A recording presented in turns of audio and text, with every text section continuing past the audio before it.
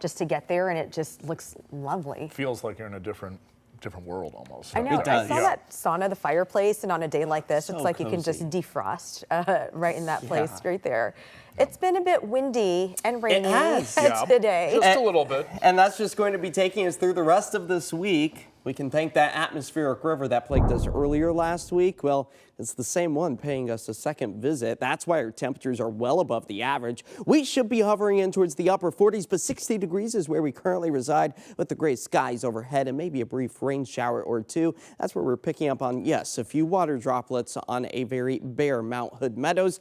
But that too is expected to change as this latest onslaught of moisture finds its way back into the Pacific Northwest. All right, we've already had a healthy dose of the wet weather earlier today. About a ½ inch to 3/4 of an inch found across the Portland, Vancouver area. Just about the same for parts of the coastlines. Those temperatures still remain unseasonably warm, so soak it up if you do like these warmer temperatures, because those too are expected to fade as our winds are doing just the same this evening after becoming quite blustery through the I-5 corridor, close to the teens right now as we taper back into the single digits through the overnight time frame. But you'll notice we start to ramp things back up again for the start of the day tomorrow, all because of the atmospheric river that is at play. The cloud coverage is still widespread here across the Portland, Vancouver area, mostly dry, but we've got some striations. So just to some of these bands that continue to run along themselves, producing a significant amount of rain for a very few select folks. And that's going to be the case for the overnight hours as it becomes a little bit more scattered in nature through the rest of the night and into the day tomorrow. As the atmospheric river is really pinpointing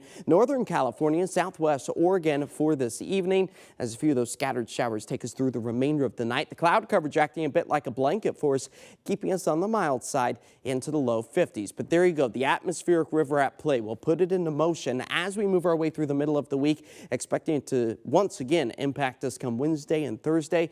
That looks to be the rainiest day over the next 7 days, but still rain expected every single day as we move our way into this weekend.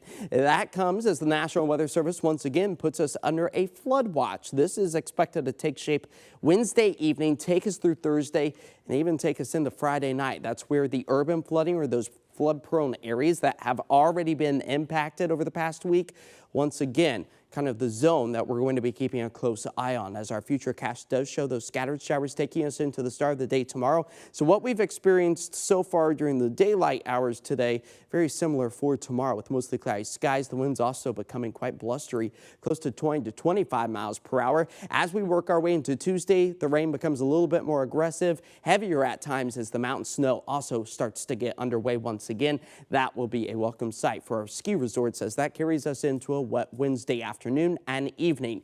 Filling up the bucket over the next 48 hours to close to an inch to almost an inch and a quarter for many of us. The heavy precipitation seen over the high terrain finally starting to fall in the form of snow, as our friends out towards western Washington still dealing with the flood impacts from last week's atmospheric river, still expected to be impacted over the next 7 days. The snow elevation levels fall back close to about 2,500 feet for Wednesday into Thursday. This is a far overdue sight. Just look at some of these snowfall totals that will start to pile up around Mount Hood, nearing about 1 foot to 2 feet. So mountain pass travel likely going to be on the tricky side in the coming days. As it's the second night of Hanukkah, 56 degrees. That's where we currently reside for many of our spots, with, again, just a brief rain shower or two. Now for the remainder of the night, 50 degrees is where we fall to as those winds start to taper back. We could potentially pick up on a stray rumble of thunder, a bolt of lightning visually to be seen here across the area on Tuesday. But look at those temperatures. They do start to slide back into the upper 40s just as the weekend approaches. And speaking of this weekend, Sunday, officially the start of the winter season.